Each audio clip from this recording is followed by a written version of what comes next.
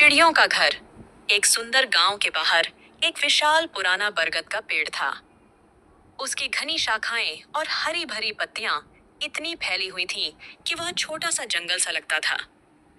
इस पेड़ पर कई प्रकार के पक्षी रहते थे, लेकिन सबसे ज्यादा गुलाबी गालों वाली छोटी छोटी चिड़ियों का परिवार था।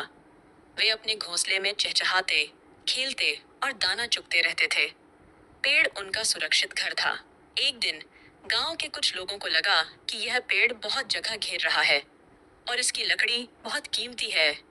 उन्होंने पेड़ काटने का फैसला कर लिया। अगली सुबह वे बड़े बड़े कुल्हाड़े लेकर पेड़ के पास पहुंचे। चिड़ियों ने जब आवाजें सुनी तो उनका दिल धक से रह गया। माँ चिड़िया ने घबरा कर कहा, ओह नहीं, अगर पेड़ कट गया तो हमारा घर, हमारे अंडे सब नष्ट हो जाएंगे। हमें कुछ करना होगा। छोटे चिड़िया बच्चे डर से फड़फड़ाने लगे। तभी सबसे समझदार बूढ़े दादा चिड़िया ने कहा, डरो मत, हम सभी पक्षी एक साथ मिलकर कोशिश करेंगे। जैसे ही पहला कुल्हाड़ा पेड़ पर पड़ा, टन खिसके की आवाज हुई। तभी माँ चिड़िया और उसके बच्चे जोर जोर से चिल्लाने लगे।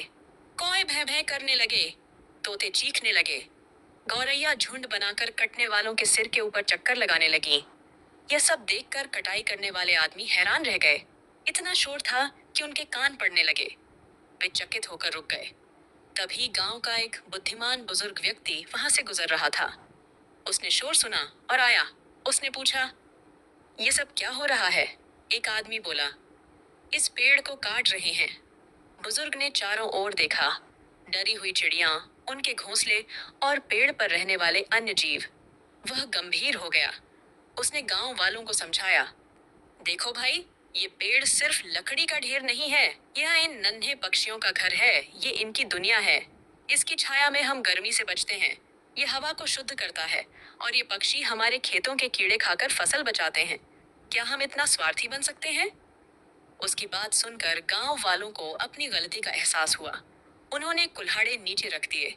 उनमें से एक बोला, हमें माफ कर दो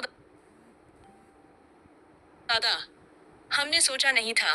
ये पेड़ हमारे गांव की धरोहर है, इसे कभी नहीं काटेंगे। चिड़िया खुशी से चहचहाने लगी। उनका घर बच गया था। उन्होंने बुजुर्ग व्यक्ति के लिए मीठे फल चुने और उसके पास रख दिए, जैसे धन्यवाद दे रही हो। बुजुर्ग व्यक्ति ने मुस्कुराते हुए कहा, याद रखो बच्चों, प्रकृति हमारी मित्र है। जो हमें देती है उसकी रक्षा करना हमारा कर्तव्य है। हर पेड़, हर पक्षी, हर जीव इस धरती पर किसी न किसी के लिए घर है, और वह बरगद का पेड़ आज भी खड़ा है। चिड़ियों के मधुर स्वर से गूंजता हुआ गांव वालों को यही सबक याद दिलाता हुआ, कहानी से सीख, प्रकृति और उसमें रहने वाले जीवों का सम्मान करना चाहिए। हर पेड़ सिर्फ लकड़ी नहीं, बल्कि कई जीवनों का आश्रय है। दया और सह अस्तित्व का भाव ही हमें सच्चा मानव बनाता है।